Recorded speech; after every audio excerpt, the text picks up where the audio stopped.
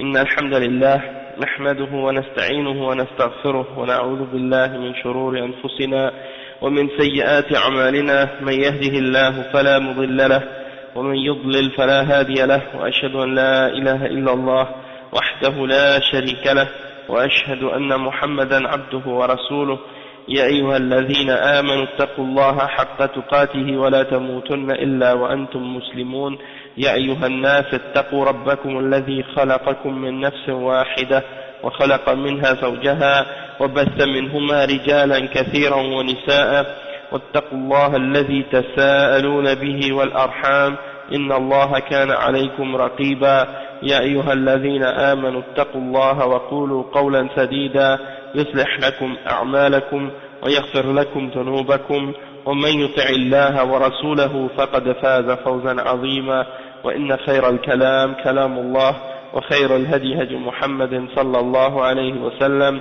وإن شر الأمور محدثاتها وكل محدثة بدعة وكل بدعة ضلالة وكل ضلالة في النار أما بعد.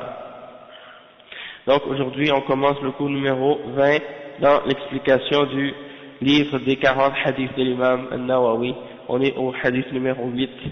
Hadith numéro 8, c'est le hadith qui est rapporté selon Abdullah ibn Umar radiyallahu anhuma, lorsqu'il dit قال رسول الله صلى الله عليه وسلم أمرت أن أقاتل الناس حتى يشهدوا أن لا إله إلا الله وأن محمدا رسول الله ويقيموا الصلاة ويؤتوا الزكاة فإذا فعلوا ذلك عصموا مني دماءهم وأموالهم إلا بحق الإسلام وحسابهم على الله رواه البخاري ومسلم.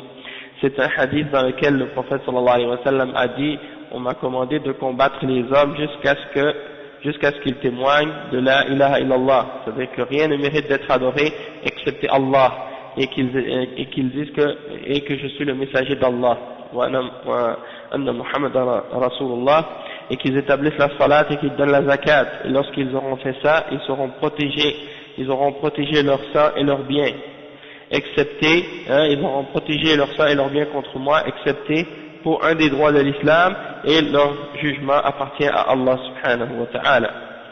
Donc on a expliqué hier la question des trois premiers piliers qui ont été mentionnés dans ce hadith, et on était rendu à expliquer la partie où le prophète Muhammad sallallahu alayhi wa sallam dit يعني عصموا مني دماءهم وأموالهم, ils auront protégé leur sang et leurs biens contre moi.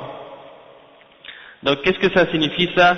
Le cheikh il dit يعني قوله تعالى أو قوله صلى الله عليه وسلم pardon عصموا مني دماءهم فيه دليل على تحريم قتال المسلمين لأن المسلم معصوم الدم لا يجوز سفك دمه بغير حق والأموال معصومة كذلك لقوله صلى الله عليه وسلم لا يحل مال امرئ إلا بطيب من نفسه فمال المسلم مثل دمه حرام وكذلك عرضه حرام لقوله صلى الله عليه وسلم إن دماءكم وأموالكم وأعراضكم عليكم حرام فلا يجوز أن يغتصب مال المسلم أو يؤخذ بغير حق إلا بطيب من نفسه إلا إذا امتنع من أداء حق عليه كالزكاة أو الديون التي عليه فإنه يلزم بأداء الحقوق التي عليه. Donc le cheikh Al-Fawzan il explique cette partie du hadith et il dit qu'il y a dans cette partie du hadith une preuve lorsque le prophète sallallahu alayhi wa sallam dit que lorsqu'ils auront témoigné de faire le témoignage de la ilaha illallah Muhammad Rasulullah, qu'ils auront fait la salat et donné la zakat, à partir de ce moment-là, le cheikh dit ça ils seront protégés dans leur sang, et ça c'est la preuve que c'est interdit de combattre les musulmans, et que le sang du musulman il est sacré, il est protégé, et qu'il n'est pas permis de le faire couler sans un droit, sans qu'il y ait de droit. Et il dit que les biens des musulmans également sont protégés aussi, comme le prophète sallallahu alayhi wa sallam le dit dans un hadith qui est rapporté par Ahmad et Abu Ya'la dans sa Musnad et Ad-Daraqutni et également Al-Bayhaqi selon Abi Harra Al-Raqashi selon son oncle radiyallahu anhu. Il dit que il n'est pas permis de prendre des biens d'un individu, d'un musulman, excepté si c'est de son bon gré.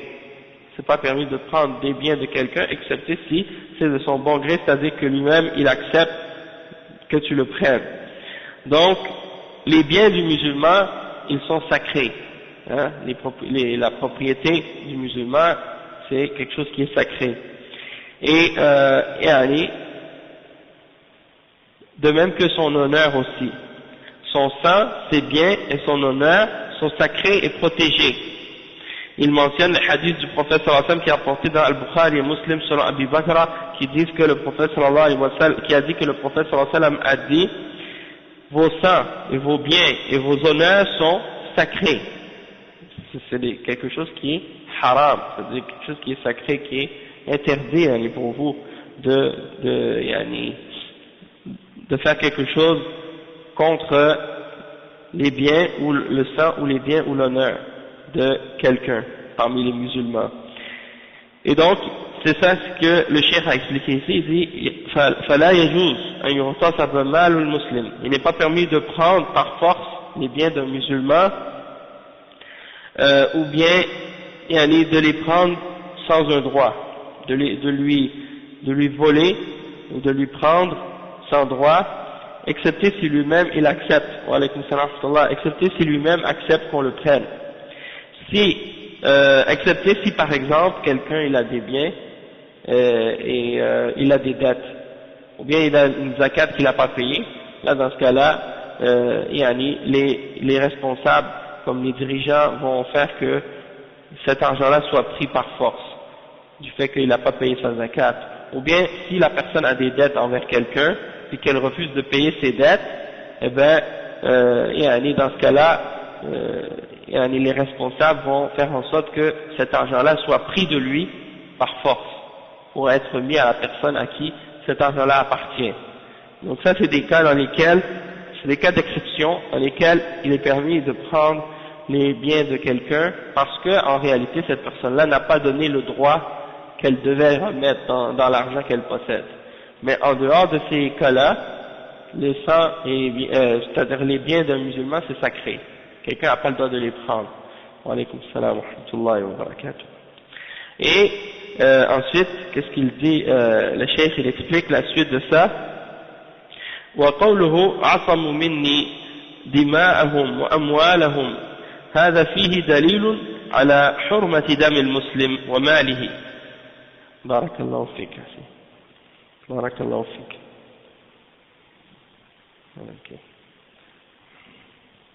طيب. وقوله عصموا مني دماءهم وأموالهم هذا فيه دليل على حرمة دم المسلم وماله، وفيه دليل على أن القتال في الإسلام إنما هو لإعلاء كلمة الله ونشر الإسلام. هذا هو الغرض من الجهاد في سبيل الله، ليس الغرض منه الاستيلاء على الممالك أو أخذ الأموال أو الترأس على الناس، وإنما الغرض منه إعلاء كلمة الله سبحانه وتعالى، وهذا لصالح البشرية ورحمة بهم لم يتركها الله تتخبط وتضيع وتدخل في النار يوم القيامة، بل رحمها الله ودلها على الطريق الصحيح وأرسل إليها الرسول وأنزل الكتاب لمصلحتها، فليس القصد من الجهاد الانتقام من الكفار، وإنما القصد منه إدخال من شاء في الإسلام، إدخال من شاء الله في الإسلام وإخراجهم من الكفر وكف شر من أبى الدخول في الإسلام، لأن الكفار إذا لم يجاهدوا نشروا الكفر وصدوا الناس عن الدخول في الإسلام، فهو حرب إصلاح لا حرب إفساد وتدمير مثل حروب الكفار الذين يتسلطون على الناس للتدمير والإفساد في الأرض ونشر الكفر. Donc, le cheikh explique, il continue la suite de ce hadith, il continue à l'expliquer. Il dit, il y a la preuve dans ce hadith, donc comme on a dit tout à l'heure, que le sang du musulman, de même que ses biens, sont interdits, sont sacrés. Et il y a la preuve également que dans l'islam, le combat, il est dans le but d'élever la parole d'Allah subhanahu wa ta'ala et de faire la propagation de l'islam.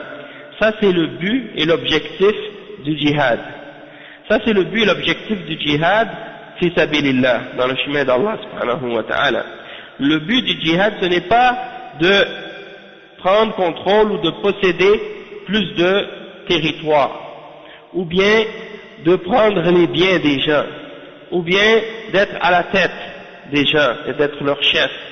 Le but, c'est uniquement d'élever la parole d'Allah subhanahu wa ta'ala. Et ça, c'est dans quelle intention, c'est dans quel but? C'est par miséricorde pour l'humanité. C'est par miséricorde pour l'humanité. Parce que Allah subhanahu wa ta'ala n'a pas laissé l'humanité errer comme ça et rester dans l'égarement pour qu'à la fin elle finisse en enfer au jour de la résurrection. Allah subhanahu wa ta'ala a eu miséricorde de cette humanité, et c'est pour cette raison-là et c'est pour cette miséricorde-là qu'elle a fait en sorte qu'on soit ceux qui indiquent au reste de l'humanité le droit chemin et la bonne voie à suivre. Et c'est pour ça que Allah subhanahu wa ta'ala a envoyé les messagers, et c'est pour ce bien-là également que Allah subhanahu wa ta'ala a fait descendre les livres et la révélation. D'accord? Donc c'est pour le bien de l'humanité. Et le but du djihad, donc, c'est pas de se venger des kuffars, comme certains pourraient imaginer, et comme ça se passe actuellement de la part de certains groupes, de certains individus, qui veulent faire du tort aux kuffars pour se venger de quelque chose, pour se venger de quelques crimes que les kuffars ont fait contre les musulmans, ou de quelques défaites historiques, ou de quelques problèmes politiques, ou de quelques problèmes économiques. Donc, le but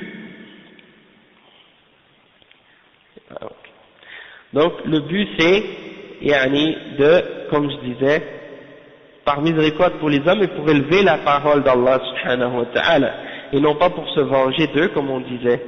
Le but c'est de faire en sorte que celui pour qui Allah subhanahu wa ta'ala a voulu la guidance, qu'il soit guidé à l'islam, et pour les faire sortir de la mécréance, pour les faire sortir du kufr, et pour stopper le mal de celui qui ne veut pas entrer dans l'islam, pour arrêter et pour stopper le mal de la personne qui ne veut pas entrer dans l'islam, parce que les kuffars, si on ne fait pas le djihad contre eux, c'est eux qui vont répandre leur kufr.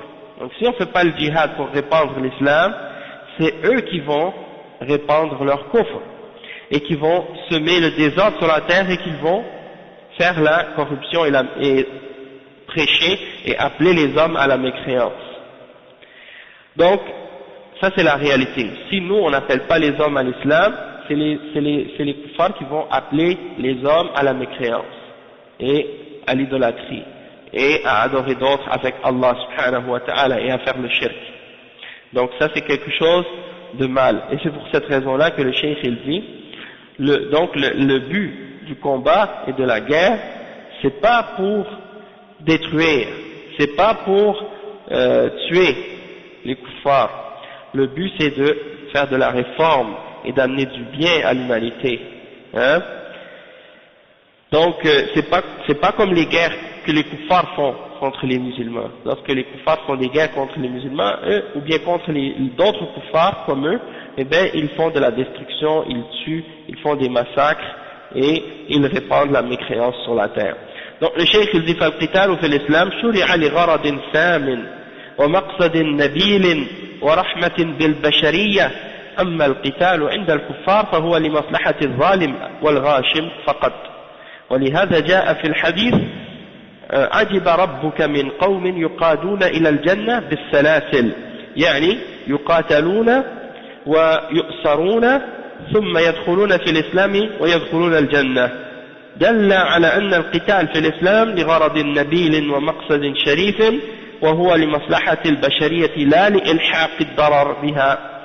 هذا هو الفرق بين القتال في الإسلام والقتال في غير الإسلام. Donc le cheikh il dit le but du combat dans l'islam il est pour un but qui est noble, et pour un objectif qui est noble, et c'est une miséricorde pour l'humanité. Tandis que les kuffars, lorsqu'ils font des guerres ou lorsqu'ils font des batailles, c'est dans le but de servir les intérêts de leur injustice et de leur dirigeant qui est injuste, qui veut avoir plus de territoire, qui veut avoir plus de biens, plus de richesses, plus de contrôle, plus de pouvoir ou des choses de ce genre. Tandis que dans l'islam, c'est pas ça l'objectif et c'est pas ça le but. C'est, comme on a dit tout à l'heure, d'élever la parole d'Allah. Et il mentionne un hadith qui est rapporté par Al-Bukhari selon Abi Huraira, radiyallahu anhu, il dit, votre Seigneur s'étonne des hommes qu'on tire au paradis par des chaînes. On les amène au paradis avec des chaînes. Et le cheikh explique que ce hadith-là, ça veut dire quoi? Ça veut dire que c'est des gens qui sont combattus, les kuffars qu'on a combattus, puis qu'on a pris prisonniers, et puis qui par la suite se sont convertis à l'islam, ils sont rentrés dans l'islam et qui sont rentrés par la suite au paradis. Donc, ça c'est la preuve que le but du djihad et du combat dans l'islam, c'est pour ce but qui est ce but noble, d'amener l'humanité à l'islam, d'amener l'humanité au tawhid, et de les éloigner et de les écarter du shirk et de l'adoration d'autres que Allah subhanahu wa ta'ala. Donc c'est un but qui est noble, et c'est quelque chose, c'est pour pas que le mal atteigne l'humanité en fait, c'est pour les éloigner du mal, et c'est ça la différence, comme on a dit, entre le combat dans l'islam et le combat dans autre chose que l'islam.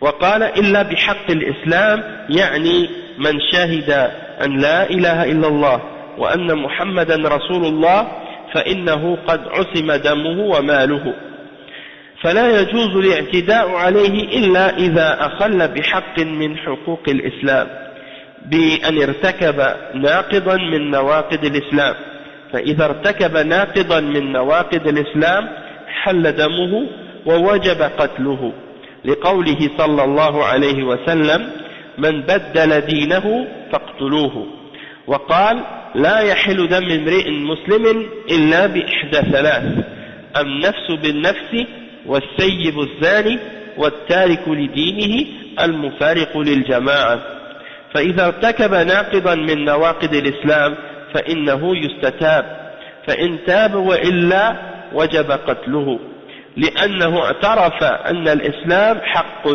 ودخل في الإسلام وشهد أنه حق ثم تركه بعد المعرفة وبعد أن شهد أنه حق فلا يتلاعب بالدين.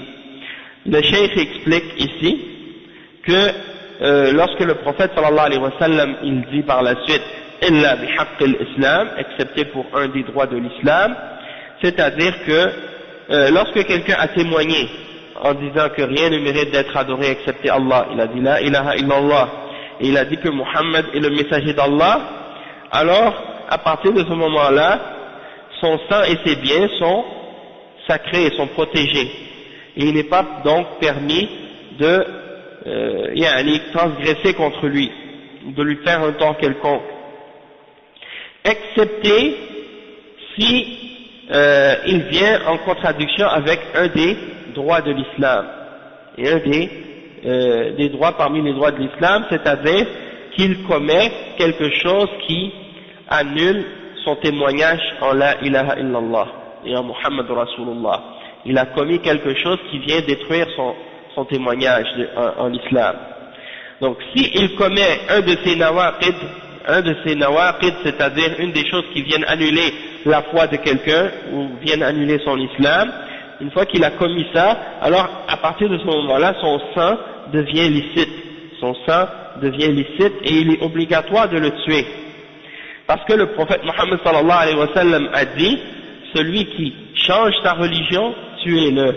Ça c'est un hadith qui est authentique, rapporté par Al-Bukhari dans Sahih Al-Bukhari, selon Abdullah ibn Abbas, Et ça, c'est bien entendu lorsque quelqu'un a commis un acte de kufr ou de shirk, ou qu'il a nié quelque chose de l'islam, ou qu'il a contredit dans ses paroles ou dans sa croyance ou dans sa parole ou dans ses actions, il a contredit les fondements de la foi et des fondements de la aqidah de l'islam, alors à partir de ce moment-là, il est kafir, il devient kafir, il devient murtad, un apostat.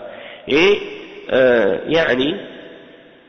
la peine dans l'islam pour celui qui a apostasié, qui a quitté la foi, c'est qu'il est exécuté dans l'islam. C'est ça la punition pour l'apostat, ou pour la personne qui quitte la foi.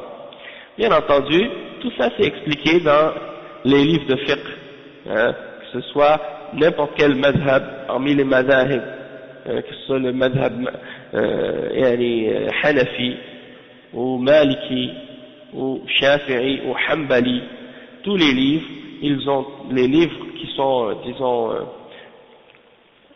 plus élaborés, ils mentionnent un chapitre, dans les chapitres qui composent ces livres de fiqh, il y a un chapitre qui s'intitule Kitab al-Ridda, ou Bab al-Ridda, c'est-à-dire le chapitre qui traite de l'apostasie.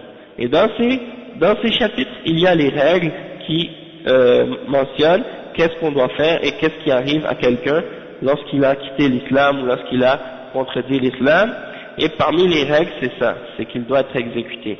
Bon, bien entendu, avant qu'il soit exécuté, il y a des ulama qui ont expliqué qu'il doit être demandé de se repentir. On doit demander à cet individu de revenir à l'islam.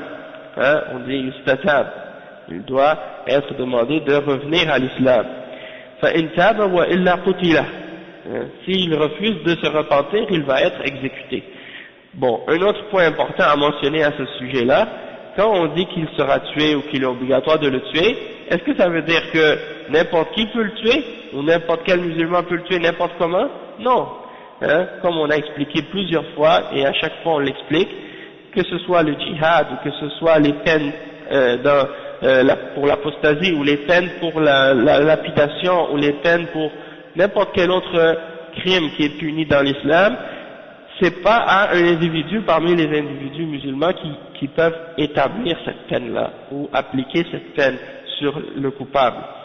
C'est uniquement le dirigeant musulman, ou c'est le dirigeant musulman dans un pays musulman qui peut appliquer ces peines-là, ou bien celui qui l'a désigné comme responsable pour établir ces peines-là. Le juge ou ceux qui sont chargés de cette responsabilité-là dans un pays musulman, c'est eux qui vont faire établir cette peine, et non pas n'importe quel individu dans la rue, ou un groupe qui s'est désigné eux-mêmes comme étant les responsables des musulmans dans la société. Ça, on le trouve dans certains groupes extrémistes ou des groupes d'égarement, comme les Khawarij et des gens de ces catégories-là, qui se pensent, eux, être les responsables de l'islam et des musulmans, et qui kidnappent des individus, que ce soit des koufars ou que ce soit des gens qu'ils ont eux décidé que c'était des koufars, ils les kidnappent et puis ils leur coupent la tête et ils filment ça avec une caméra, et puis après ça ils mettent ça sur internet et puis ils disent nous on est en train de faire le djihad, on est en train de tuer les apostats, alors que ça n'a rien à voir avec l'islam, et que eux ils n'ont aucune autorité pour faire ça et aucun droit pour faire ça non plus, et que qu'est-ce qu'ils font, c'est de la corruption et du désordre sur la terre. Donc, les règles de l'islam et les principes de l'islam, on doit les accepter et on doit y croire, mais ils ne doivent pas être appliqués n'importe comment et n'importe quelle façon.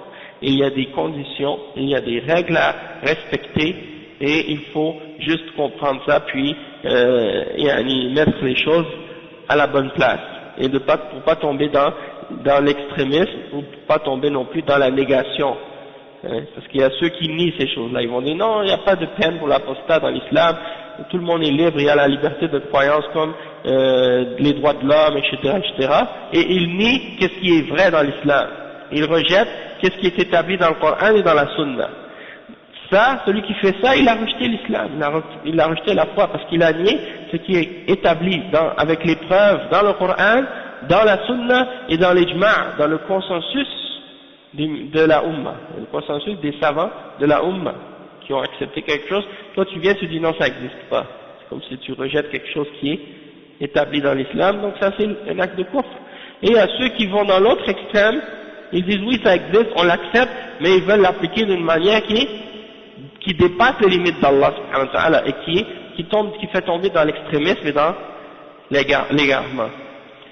Et donc ces deux extrêmes-là sont des extrêmes d'égarement, et nous, on doit suivre la position d'Ahl Sunnati wal Jama'a à ce sujet-là, et de rester au juste milieu, et d'éviter les extrémismes.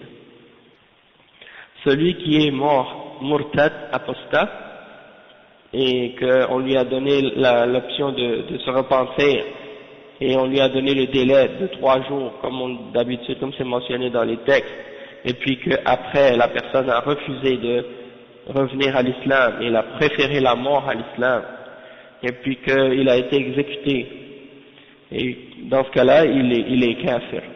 Et en règle générale, celui qui meurt dans le kufr, et que la preuve a été établie contre lui, eh bien dans ce cas-là, il est dans l'enfer.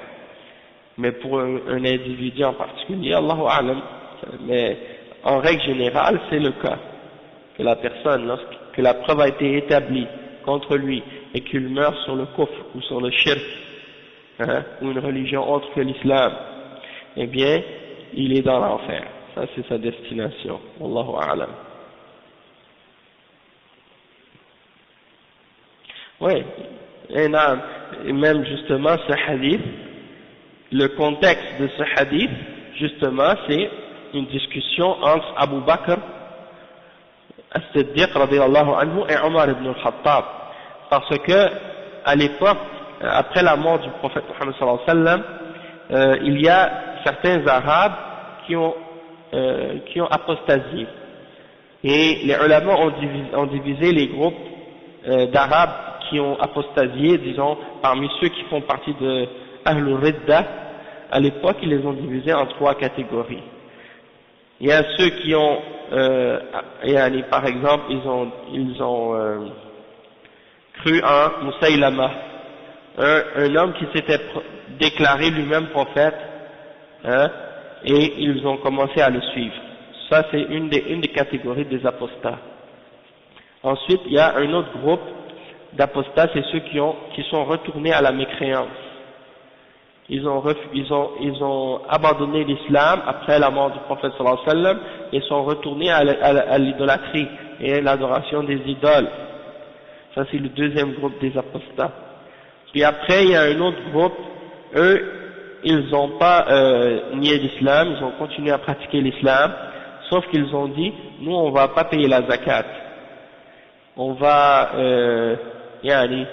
pas la payer parce que pour eux, c'est quelque chose qui était donné au prophète Muhammad sallallahu alayhi wa sallam lorsqu'il était vivant, mais après sa mort, ils croient qu'ils n'ont plus besoin de le donner. Et ça, c'était une interprétation fausse qu'ils ont inventée. Et Abu Bakr as-Siddiq radiyallahu anhu, cette catégorie-là, la dernière catégorie, Omar ibn Khattab a dit je vais les combattre, et avec les murtadoun. Oui, Abu Bakr as-Siddiq dit je vais les combattre avec les murtadoun, avec ceux qui ont apostasié l'islam. Et Omar ibn Khattab radiyallahu anhu a dit à Abu Bakr, comment tu peux combattre des gens qui ont dit la ilaha illallah Muhammad Rasulullah, alors que ce sont des musulmans, comment tu vas les combattre? Abu Bakr as-Siddiq radiyallahu anhu a dit, même s'il refusait de donner une corde pour attacher les chameaux qu'il donnait à l'époque du prophète sallallahu alayhi wa sallam, s'il refuse de la donner, je vais les combattre jusqu'à ce qu'il la donne. Et ça, c'était pour faire comprendre qu'il était déterminé à les combattre. Et puis après, il a dit le hadith en question. Il a mentionné le hadith en question qu'on vient de mentionner, et il a dit illa bihaqq al-islam, excepté pour un des droits de l'islam. Ça, c'est l'exemple justement de la zakat et de la salat et de la zakat. Ça fait partie des droits de l'islam, et que si quelqu'un refuse de la payer, il doit être combattu, comme on va l'expliquer tout à l'heure, d'accord? Mais quand on parle par exemple de l'apostasie, là on parle de quelqu'un qui a nié ou qui a rejeté un des fondements de l'islam dans le tawhid, dans les bases de la foi, dans la foi au messager sallallahu alayhi wa sallam. Donc ça c'est sûr que c'est kufr, et que celui qui rejette ça, il sort de l'islam et qu'il est obligatoire de le combattre ou de le tuer. Si c'est un individu tout seul, il va être exécuté. Mais si c'est un groupe ensemble qui ont une force, qui sont armés et qui rejettent l'islam en groupe, dans ce cas-là, le dirigeant musulman doit ordonner que ces gens-là soient combattus jusqu'à ce qu'ils reviennent à l'islam. Et le cheikh il mentionne un autre hadith dans lequel le prophète Muhammad sallallahu alayhi wa sallam a dit, c'est rapporté selon Abdullah ibn Mas'ud par Al-Bukhari et Muslim, il dit que le sang du musulman il n'est pas permis de le faire couler, excepté pour trois raisons. An-nafs bin-nafs, c'est-à-dire quelqu'un un musulman qui a exécuté ou qui a tué un autre musulman, un musulman qui a tué un autre musulman, il a fait un meurtre. Celui-là, dans l'islam, la punition, c'est qu'il soit exécuté. Parce que dans l'islam, il y a le principe du talion. Hein? Un œil pour un œil, une dent pour une dent, une vie pour une vie. Quelqu'un a tué, il doit être exécuté. C'est ça la peine pour quelqu'un qui a tué. An-nafs bin-nafs. Après, as-sayyib az-zani, c'est-à-dire la personne qui est mariée et qui va aller avoir des rapports sexuels avec une femme en dehors du mariage, c'est-à-dire il fait le zina. Et bien celui-là, la peine pour lui c'est qu'il soit lapidé. C'est-à-dire que le juge va déterminer, selon les témoins, selon les preuves, s'il a commis ce crime, ce péché, eh bien que la peine pour ce crime-là, dans la charia, c'est qu'il soit lapidé, c'est-à-dire qu'on lui lance des pierres jusqu'à ce qu'il meure. Hein? On lui lance des pierres jusqu'à ce qu'il meure. Ça c'est la peine pour le péché de l'adultère dans l'islam. Et si il a une autre catégorie, une autre chose pour laquelle le sang du musulman peut couler, c'est lorsqu'il a abandonné sa religion et qu'il a quitté la jama'a, qu'il a quitté, disons, le corps des musulmans, il s'est séparé d'eux et il a abandonné l'islam. Dans ce cas-là, son sang aussi illicite. Donc ça c'est des exemples qui montrent que ça c'est un des droits de l'islam. Le premier c'est ceux qui s'opposent au témoignage de la ilaha illallah. فإذا ارتكب ناقضا من نواقض الإسلام فإنه يستتاب فإن تاب وإلا وجب قتله. Donc celui qui a abandonné ou qui a opposé un des fondements de l'islam et qu'il a mécru, il a rejeté, il est sorti de l'islam en commettant un des nawaqid à l'islam, on les appelle nawaqid, c'est-à-dire des choses qui viennent annuler ton islam, que ce soit le shirk, ou que ce soit le fait de nier quelque chose dans la religion, ou de se moquer de la religion, ou d'insulter la religion, ou des choses comme ça en général. Bon, celui qui fait ça, alors on doit lui demander de se repentir, sinon il doit être exécuté, il est obligatoire qu'il soit exécuté, parce que cette personne a reconnu que l'islam est vrai, puis il est rentré dans l'islam, il a témoigné que c'est la vérité, puis après il l'a abandonné après l'avoir connu. Donc, une fois qu'il a reconnu que l'islam est vrai, puis qu'il l'a rejeté par la suite, ça montre que c'est une personne qui joue avec la religion. Et du moment que la religion c'est pas un jeu, il faut la protéger. Pour éviter que la religion devienne un jeu pour les hommes, il faut justement que ces peines-là soient établies pour protéger la religion. Parce que la religion c'est pas comme un jeu ou comme une chemise, tu la mets aujourd'hui, tu l'enlèves demain. C'est quelque chose que lorsque tu prends une décision, tu dois la prendre avec une conviction, une sincérité, et tu dois savoir qu'est-ce que tu acceptes, c'est la vérité. Donc tu prends ta décision et puis tu le fais avec sérieux, c'est pas un jeu. Mais le fait qu'on vit dans une société par exemple qui dit que les hommes ont la liberté de religion, que quelqu'un peut croire en quelque chose aujourd'hui, puis demain croire en quelque chose d'autre, qui est le contraire, et puis après l'autre jour après aller à une autre, et changer comme ça s'il veut tous les jours, hein, ou qu'il peut être musulman aujourd'hui, juif demain, après chrétien, après bouddhiste, après hindou, commencer à changer de religion comme ça, ou bien athée, ou bien autre, eh bien ça veut dire quoi? Ça veut dire que pour ces gens-là, la religion n'a aucune importance. Ça veut dire que pour eux, il n'y a pas de vérité qui mérite d'être défendue et d'être suivie. Ça veut dire que pour eux, tout est équivalent. D'adorer Allah subhanahu wa ta'ala seul, ou bien d'adorer les idoles, pour eux c'est la même chose. Et donc, ils ne considèrent pas, par exemple, qu'il y a une raison d'appliquer une peine quelconque sur une personne qui a rejeté la foi. Et donc ça c'est des gens qui jouent, comme on a dit. Wa alaykoum salam wa rahmatullah. C'est des gens qui jouent avec la religion.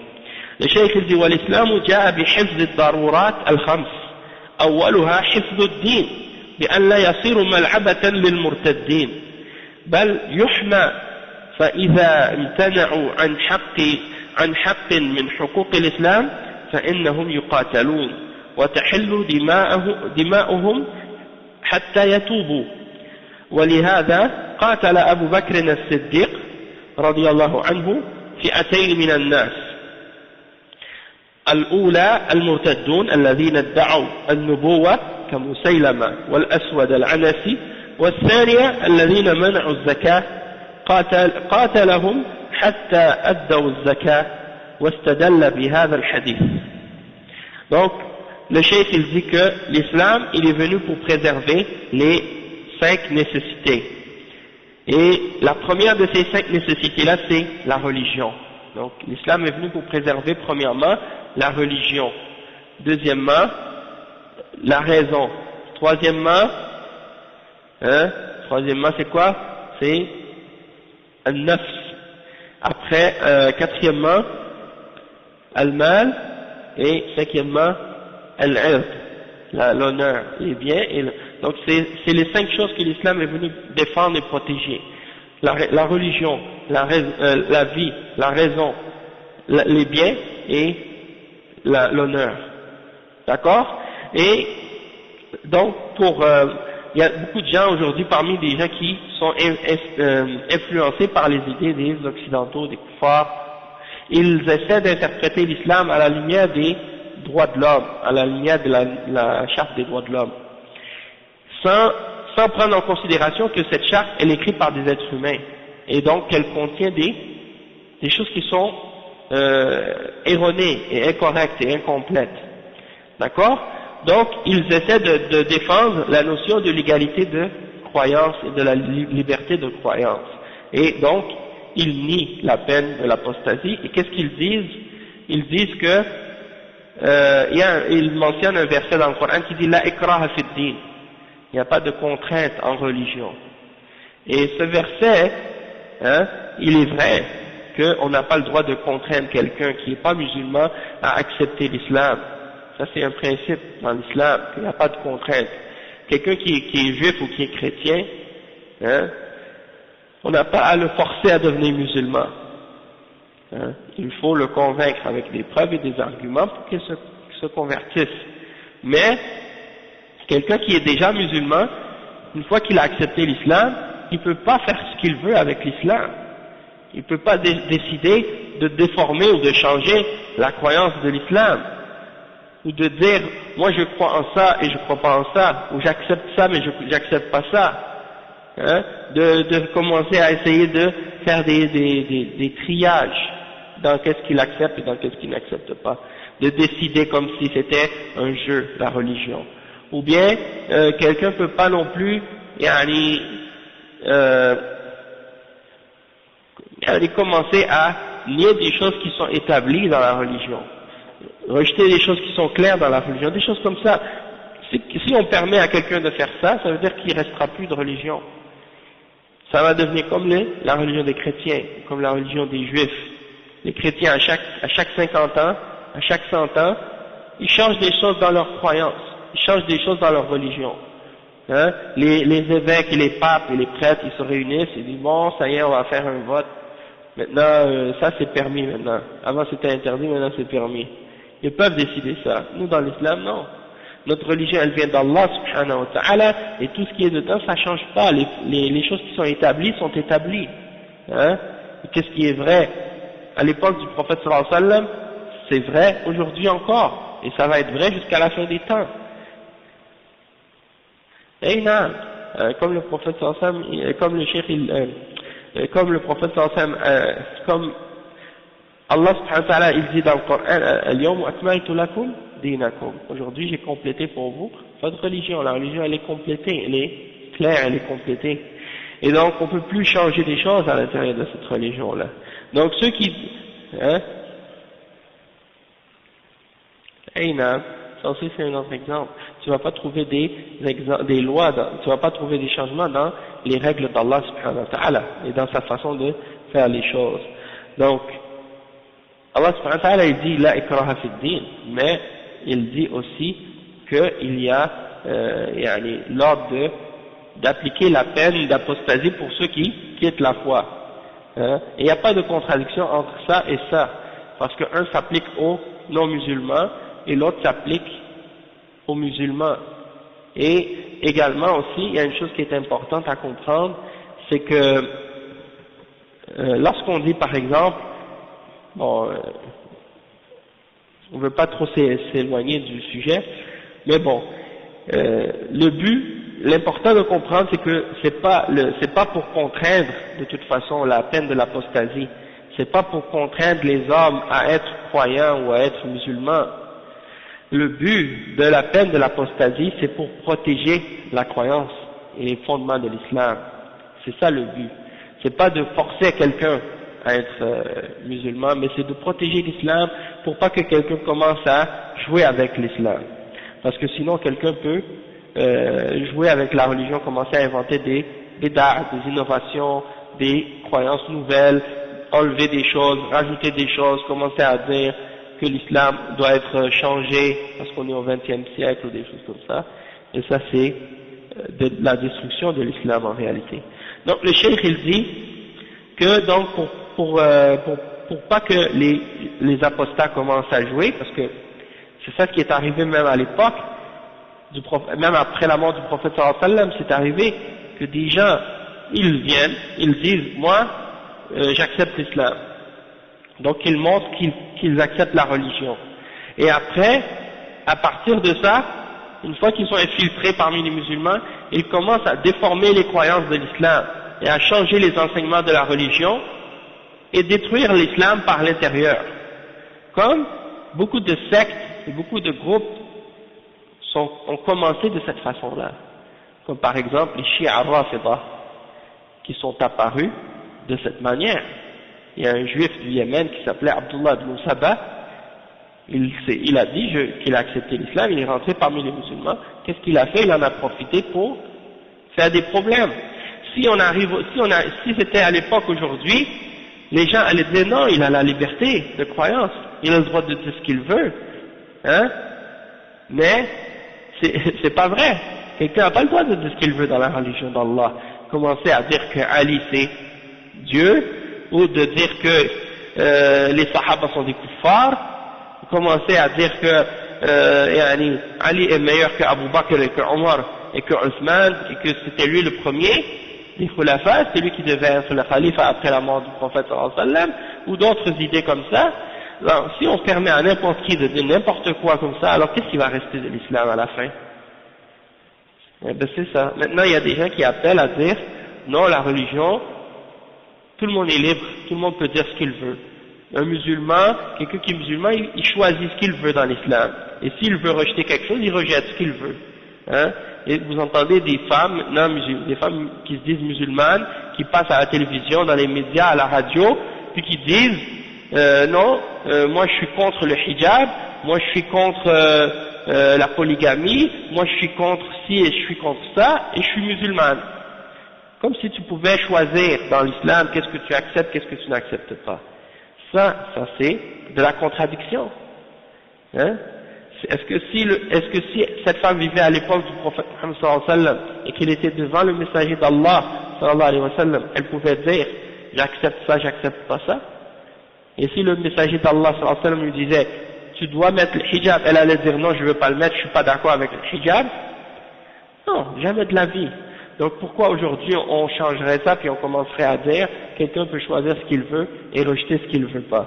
Donc pour éviter que des gens commencent à jouer avec la religion et commencent à déformer les principes de l'islam et commencent à essayer de détruire l'islam, eh bien il y a des règles comme ces règles-là qui viennent protéger les principes de la religion. Donc si des gens refusent de donner un des droits qui sont parmi les droits de l'islam, ils doivent être combattus et à partir de ce moment-là, il est permis, leur sang devient licite jusqu'à ce qu'ils se sont repentis. Et c'est pour ça que Abu Bakr as-Siddiq, radiyallahu anhu, il a combattu 2 groupes parmi les hommes. Tout à l'heure j'ai mentionné 3, parce que les 2 premiers forment un seul groupe en réalité. Ceux qui ont cru à Musaylama et ceux qui sont retournés à l'idolâtrie ou à l'adoration des idoles, ces 2 groupes-là c'est des kuffars. Parce qu'ils sont tombés dans la mécréance du fait qu'ils ont cru à un autre messager après le messager Mohammed sallallahu alayhi wa sallam, ça c'est kufr. Et l'autre groupe qui ont adoré qui sont retournés à l'adoration des idoles, eux aussi ont commis un acte de kufr. Donc ces deux groupes-là sont des kuffars. Et le deuxième groupe que le cheikh mentionne ici, c'est ceux qui ont refusé de donner la zakat. Ok? Donc les premiers, ceux qui sont les murtaddoun, les apostats, ce sont ceux qui ont prétendu que Musaylama ou Al-Aswad al-Anasi étaient des prophètes, parce qu'il y en a qui sont apparus après, qui se sont prétendus prophètes. Et le prophète Muhammad sallallahu alayhi wa sallam a dit qu'il y allait en avoir d'autres. Il dit après moi il va y avoir des dajjaloun, il va y avoir beaucoup de faux prophètes qui vont apparaître. Il a mentionné je pense 33. Il dit qu'il va y en avoir 33 jusqu'à la fin des temps. Chacun d'entre eux se prétend être un prophète, jusqu'à ce que vienne le dernier d'entre eux, c'est Al-Masih al-Dajjal, c'est-à-dire l'antéchrist qui vient à la fin des temps, Al-Masih al-Dajjal, et il va venir. Et il y a aussi, parmi eux, il y a Ghulam Ahmad, le fondateur de la secte qu'on appelle les Ahmadiyya. Il y a aussi Elijah Muhammad, des Black Muslims, l'autre, Rashad Khalifa aux États-Unis, l'Égyptien, et il y en a aussi d'autres encore. C'est certains parmi eux. Et je ne sais pas si on pourrait pas inclure certains parmi les shuyukh des soufiyas qui prétendent avoir une sorte de révélation de Dieu, qu'ils pensent que le prophète Muhammad sallallahu alayhi wa sallam vient leur parler, vient leur révéler des choses. Ça fait partie d'une sorte de prétention de recevoir un message divin ou une prophétie, ou un message. Et ça c'est une forme de contradiction aussi avec les principes de la foi et des fondements de l'islam. Donc ça c'est la première catégorie. Ceux-là sont des kuffars, il n'y a pas de doute là-dessus. Ensuite la deuxième catégorie, ceux qui ont refusé de donner la zakat. Donc ceux-là sont, on va voir les détails là-dessus, mais ceux-là qui ont refusé de donner la zakat, ils étaient un groupe et ils étaient armés, et donc c'était obligatoire à partir de ce moment-là de les combattre. Si c'est un individu, comme le cheikh il va le dire tout à l'heure, si c'est un seul individu qui refuse de payer la zakat, eh bien le dirigeant va lui prendre cette zakat par la contrainte, par la force. Mais si c'est un groupe, là ils doivent être combattus, et à ce moment-là leur sang devient halal, et il s'est basé, Abu Bakr as-Siddiq s'est basé sur ce hadith-là pour justifier le combat contre ce groupe-là. Donc le cheikh dit لما قال له الصحابة لماذا نقاتلهم وهم يشهدون أن لا إله إلا الله وأن محمدا رسول الله ويصلون قال صلى الله عليه وسلم إن رسول الله صلى الله عليه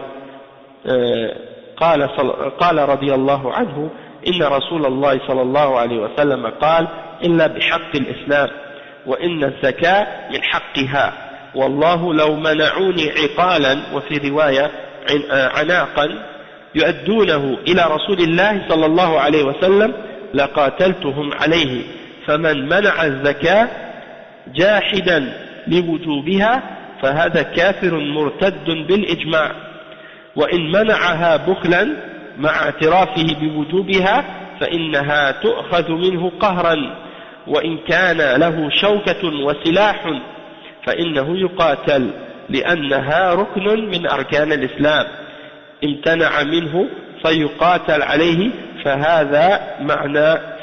فهذا معنى قوله إلا بحق الإسلام.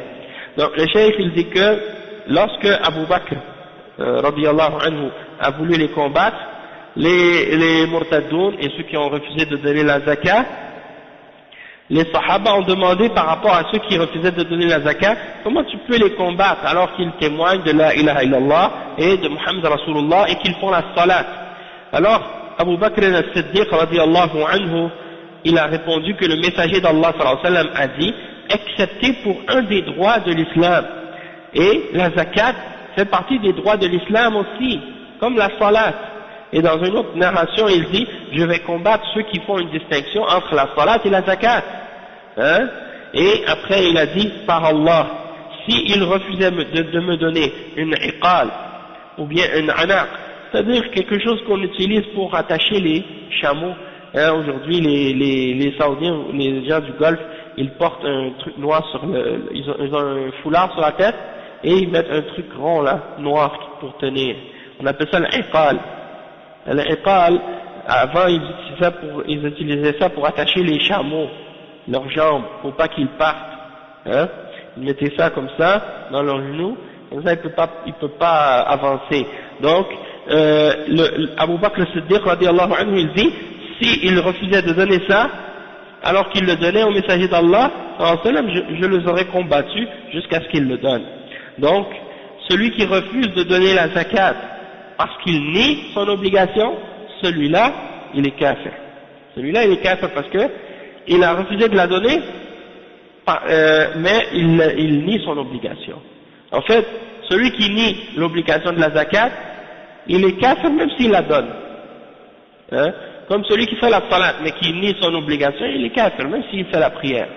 Ou celui qui boit pas d'alcool, mais qui dit l'alcool c'est halal, il est kafir, même s'il ne boit pas d'alcool. Et celui qui dit le zina c'est halal, il est kafir même s'il ne fait pas le zina. Hein? Donc ça c'est une catégorie, ceux qui nient l'obligation de quelque chose dans l'islam, ou qui nient que quelque chose est obligatoire dans l'islam, il devient kafir. Bien entendu s'il a la connaissance. S'il le nie par ignorance, il est excusé par son ignorance. Mais s'il le nie après avoir la connaissance, il continue à le nier, dans ce cas-là il est kafir. Hein?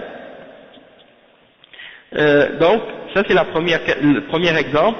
S'il a refusé de la donner parce qu'il rejette son obligation, il nie son obligation, il est kafir et il est murtad, et ça c'est bil ijma', c'est-à-dire à ce sujet-là, au sujet de sa mécréance, celui-là il y a une ijma', c'est-à-dire il y a un consensus, tous les savants sont d'accord là-dessus, il n'y a pas de divergence.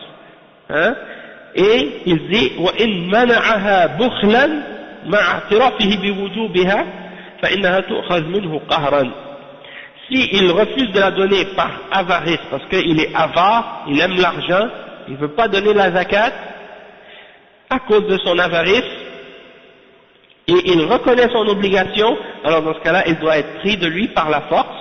Hein, le dirigeant va faire en sorte qu'il la paye par la force. Et si c'est quelqu'un qui a une force militaire et qui a un groupe avec lui, dans ce cas-là, ils doivent être combattus, parce que c'est un des piliers parmi les piliers de l'islam, et s'il refuse de le payer ou de le donner, alors il doit être combattu jusqu'à ce qu'il le donne. Et ça c'est l'explication de la parole du prophète sallallahu alayhi wa sallam quand il dit « Illa bihaqqil islam », excepté pour un des droits de l'islam. Et ensuite il dit « Thumma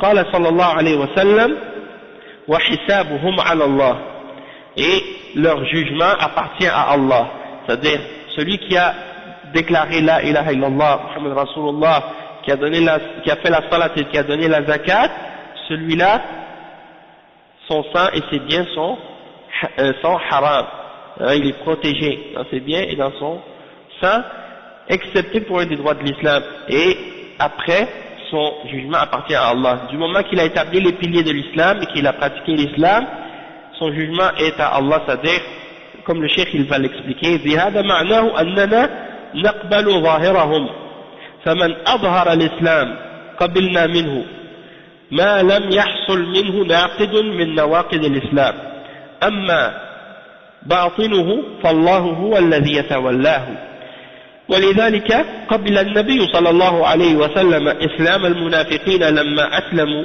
وانقادوا في الظاهر وأجرى عليهم أحكام المسلمين وأما باطنهم فهذا عند الله جل وعلا هو الذي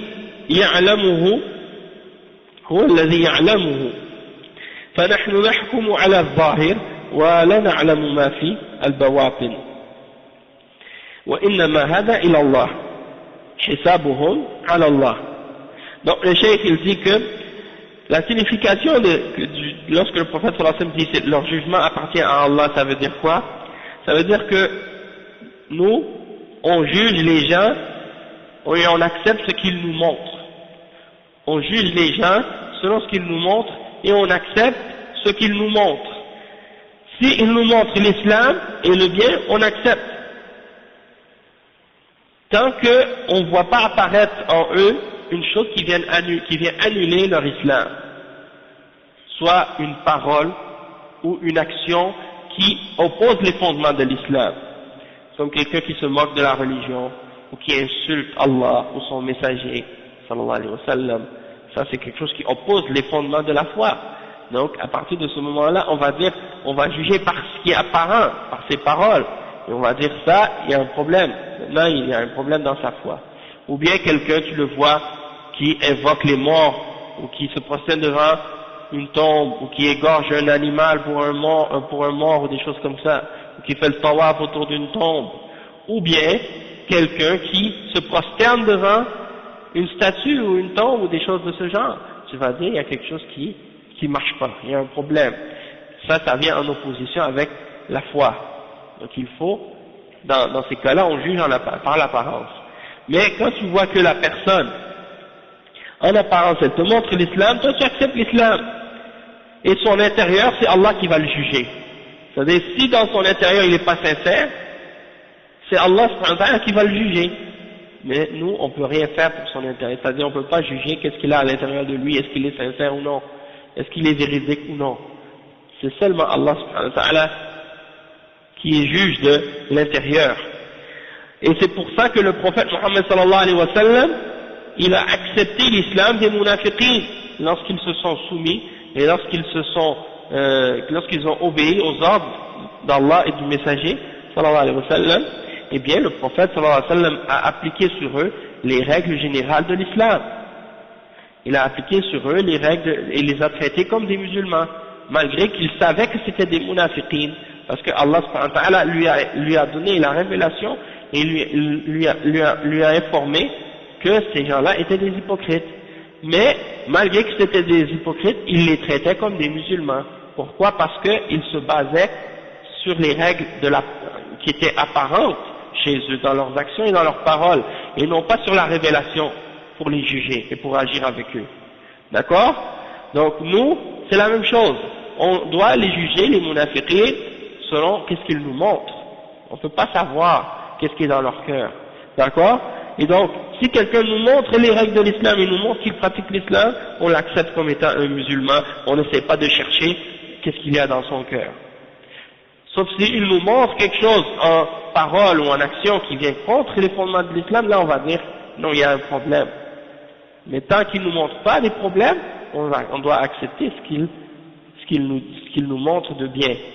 Et on juge les gens par l'apparence. Et donc ça c'est la réponse à ceux qui disent, ah non, tu ne dois pas juger, il ne faut pas juger. C'est seul Dieu qui juge. Dieu il est juge des cœurs. Dieu il va juger les hommes en vérité au jour de la résurrection, dans leurs actions et dans leurs paroles et dans leur cœur, qu'est-ce qu'ils avaient comme intention. Nous, les êtres humains, dans cette vie, on peut uniquement juger les paroles et les actions des hommes, mais on ne peut pas juger leur cœur. Donc, il y en a qui font pas la distinction entre les deux et qui font de ça une chose générale et qui disent on peut pas juger du tout. Donc si tu vois quelqu'un qui vole ou qui tue ou qui fait du mal ou qui ment, il faut pas le juger. Non, ça c'est pas vrai. Même les coupables, dans leur système, ils jugent pas, ils ne laissent pas les gens dire ou faire n'importe quoi. Ils vont pas dire on peut pas le juger parce qu'on ne sait pas ce qui est dans son cœur. La personne, elle vient de voler, ou elle vient de mentir, elle vient de tuer, ou bien elle vient de faire un crime. Là, tu te dis, on ne va pas le juger parce qu'on ne sait pas qu'est-ce qu'il y a dans son cœur. Non, on va le juger par ses paroles et ses actions, il est responsable. Hein? Et on va juger ça parce on est obligé de juger par qu'est-ce que la personne nous montre. Hein? Mais le cœur de la personne, c'est seul Dieu qui connaît son intention. Peut-être qu'il avait une intention peut-être qu'il avait une excuse, peut-être qu'il avait une intention, peut-être qu'il pensait qu'il était justifié de faire ce qu'il faisait, mais ça c'est Allah subhanahu wa ta'ala qui va le juger au jour de la résurrection. Mais nous, dans la vie d'ici-bas, on juge selon qu'est-ce qu'on voit et qu'est-ce qu'on entend. D'accord? Et donc, si quelqu'un te dit quelque chose, dit moi je suis un bon croyant, je suis un bon musulman, puis il fait pas la prière, il fait pas le jeûne, il pratique pas l'islam, ça dit non mais toi tu dis ça avec ta bouche, mais moi je juge pas parce que ce que tu dis seulement, je vais voir tes actions et tes paroles et je vais savoir est-ce que tu es un bon musulman ou non, dans ce que tu nous montres, hein. C'est pas que tu dis quelque chose, tu dis je suis bon, puis après tu fais le contraire de qu'est-ce qui est bon. Ça c'est incorrect. Après le cheikh il dit فَمَنْ كَانَ مُسْلِمًا ظَاهِرًا وَبَاطِنًا فإنه يكون من أهل الجنة ويكون مسلما في الدنيا والآخرة ومن كان مسلما في الظاهر فقط فإنه من أهل النار قال تعالى إن المنافقين في الدرك الأسفل من النار ولن تجد لهم نصيرا لكن لا يعلم النفاق الذي في القلوب إلا الله جل وعلا ونحن لا نحكم إلا بما ظهر لنا فمن أظهر الخير حكمنا أنه من أهل الخير ومن أظهر الشر حكمنا أنه من أهل الشر بناء على ظاهره وحسابهم على الله عز وجل. Donc le cheikh il explique encore une fois ce principe-là. Il dit celui qui est musulman en apparence et à l'intérieur, celui-là il va être dans le paradis. Celui qui est musulman en apparence et à l'intérieur de lui, dans son cœur, c'est lui qui va être parmi les gens du paradis. Mais celui qui est musulman, c'est lui qui est musulman dans la dunya et dans l'akhira. Celui-là il va être musulman dans la dunya et dans l'akhira parce que son intérieur et son extérieur étaient sur l'islam. Hein? Et c'est lui qui était musulman en apparence, celui qui était musulman en apparence seulement, mais que dans son cœur il était kafir ou il rejetait la foi, alors celui-là il sera parmi les gens de l'enfer, parce que son intérieur n'était pas en accord avec l'extérieur qu'il montrait de son islam. Et c'est pour ça que le prophète sallallahu alayhi wa sallam a dit dans Surat An-Nisa, le verset 140, Allah subhanahu wa ta'ala dit dans Surat An-Nisa, le verset 145,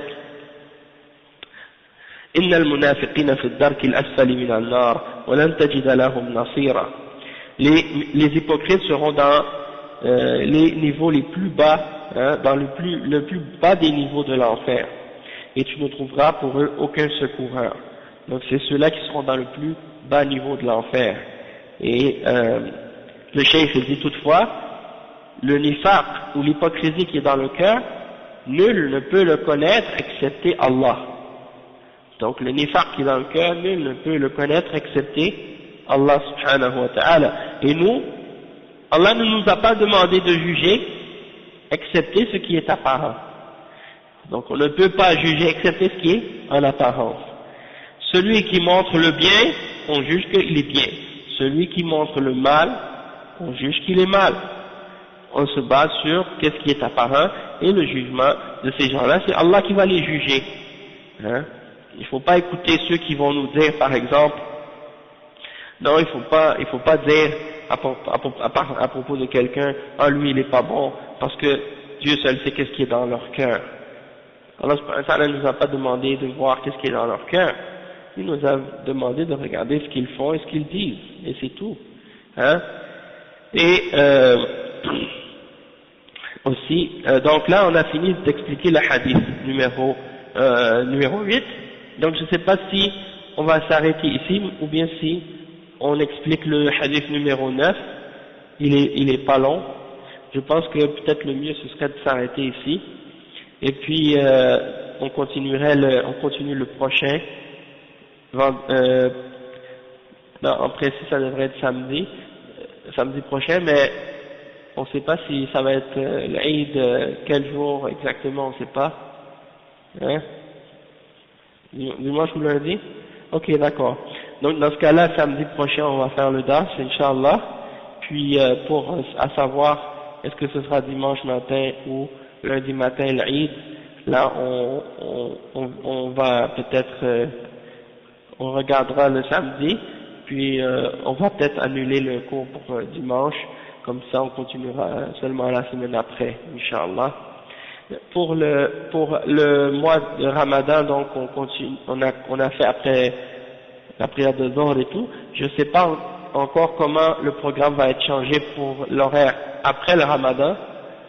Donc on va parler avec le frère Mohammed pour voir, peut-être on va le faire après l'Asr au lieu de faire après le Zohr, parce que lui le frère Mohammed d'habitude il fait ses cours après le Maghreb. Donc si lui il fait après le Maghreb, nous on va faire après l'Asr. Et on va voir comment on va s'arranger comme ça entre nous. Donc on va s'arrêter ici. Subhanakallah wa bihamdika ashhadu an la ilaha illa ant astaghfiruka wa atubu ilayk.